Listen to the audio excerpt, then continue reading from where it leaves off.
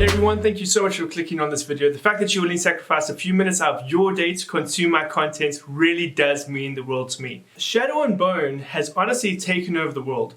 It's one of Netflix's most popular series right now. And I know those of you that watched my review, both on the series and then on the interactive websites, have loved the series. You guys have been incredibly passionate. You guys have been sending me DMs telling me how much you've been loving this series. So we're going to do a little video that's quite different today. Today we're going to be looking at some incredibly interesting fun facts about the series that you guys might not actually know. Guys, this is quite an in-depth list. So I'm really hoping I can give you some facts you might not know, whether you're a fan of the series or if you've read the books and you're a fan of those as well. So guys, let's just jump into this list. If you learned something you didn't know, then legally, you have to give this video a like.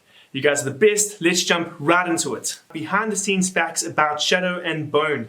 Number 1, when author Leigh Bardugo visited the sets for the first time to meet the cast, Ben Barnes, who personally is my favorite actor in this series, I thought he was absolutely fantastic as General Killigan. He flew in specifically to surprise her. He snuck up on her and whispered his character's iconic line, "Fine, make me your villain."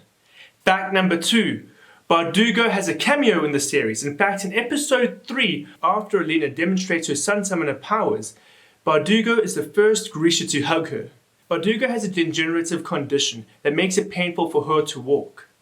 Like the character Kaz Brekker, she uses a cane and was coming to terms with her disability as she was writing Six of Crows. It wasn't until I stepped back from the first draft that I realized I'd written this character, Kaz, who was going to give me so much strength and swagger as I had to take my cane out into the world for the first time.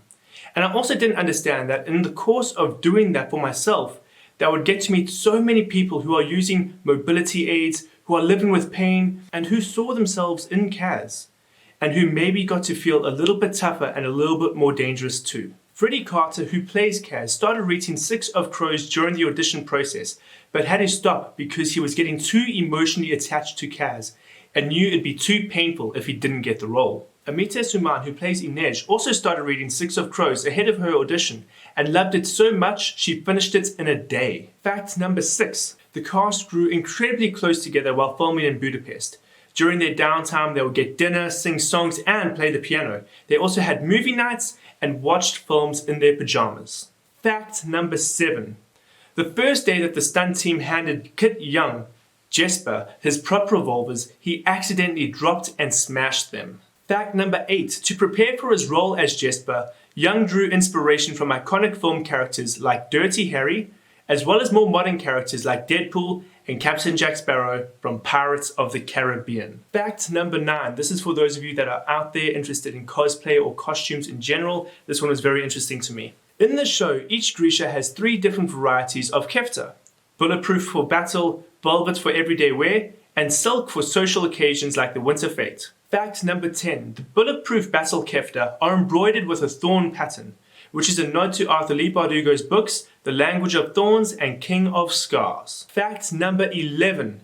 All of the kefta were hand embroidered in a style called bullion embroidery, with actual pieces of small metal sewn into the fabric. Fact number 12.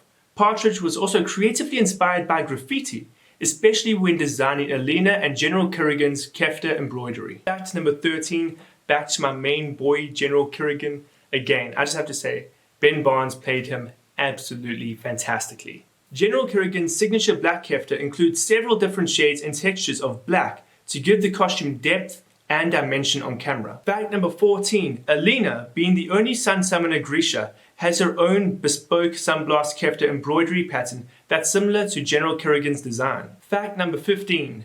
The core color palettes for the Ravka and Grisha is red, blue, and purple. So Partridge made the primary color palette for the Ketadim and the Crows a contrasting spectrum of orange, green, and brown. Fact number 16. The Crow's costuming reflects the contrast in Ketadim's color palette, Jesper in his green and orange plaid, Inej in her dark teal, and Kaz in chocolate brown shades to contrast with Kerrigan's black palette. Fact number 17.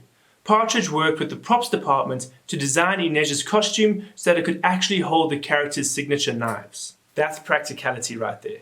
I know my fiance would love that because as a cosplayer, she's always looking to see how can she replicate something on screen realistically and practically. Fact number 18. When Alina first uses her powers in the Shadowfold in episode 1, Partridge designed an all-white version of her first army costume to help with the VFX components in the scene.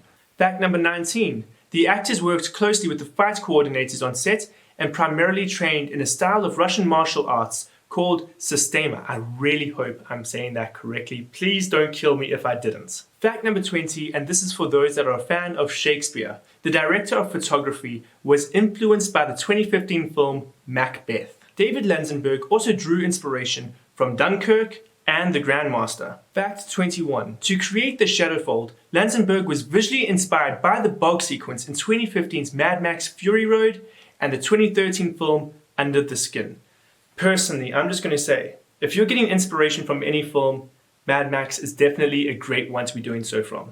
Fact 22, and this is for those of you that love tiny, intricate details and really have an eye for noticing the obscure. The Crow Club in Ketterdam was designed in meticulous detail.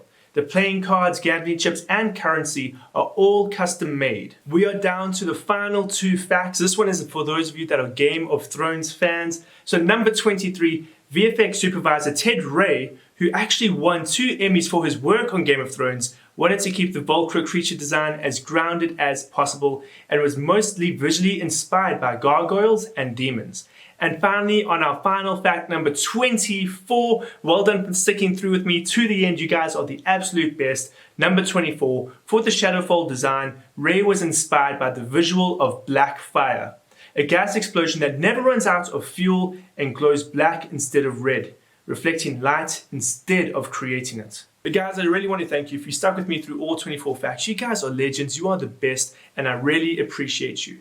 Guys, my DMs are always open, so if you've ever got suggestions for videos or any video topics you want me to tackle, let me know and I'll try my best to get onto it. Guys, please subscribe if you haven't, but you guys are honestly the best. You're the real ones, and I hope to see you again in another video.